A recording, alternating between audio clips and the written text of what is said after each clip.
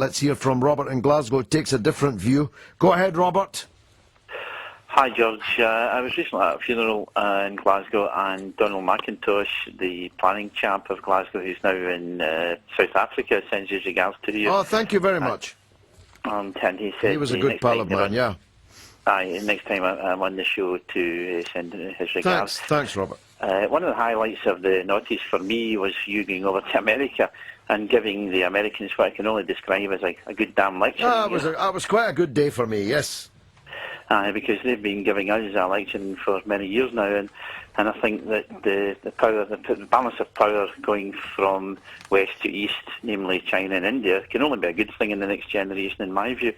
But to go on to the point about the BA strike, in my line of work, I meet a lot of people who work in the restaurant hotel industry, and they're saying they would queue up for a job in the BA because of the pay and conditions that they get now. Yeah, but why do they get those pay and conditions, Robert? Because they're in a union which has represented them over many years successfully. What's wrong with that? We should be emulating that, not criticising it.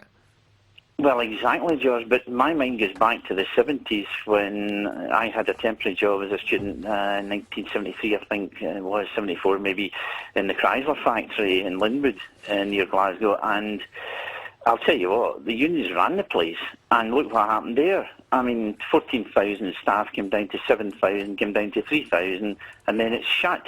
And I can see that's because nobody wanted to buy Chrysler Motors.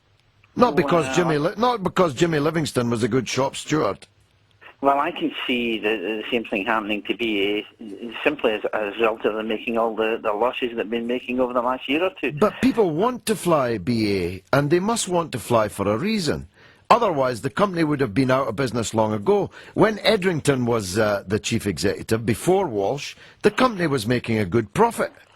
It's Walsh's management that's run it into the ground. It's Walsh that made such a bollocks of Terminal 5. It's Walsh that had to pay a fine of £300 million for price fixing.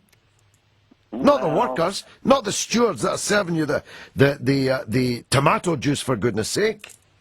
But how can you define like, for example, the pay they're getting in comparison to the other airlines? But that's because they've got a better union, and because they've built that wage up through good, strong trade unionism. Robert, for goodness sake, man, don't forget what you ought to have learned on Clydeside, that if workers don't combine together and intelligently and actively defend their conditions and try and push them forward, then we'll all end up being paid what Ryanair and Richard Branson are paying.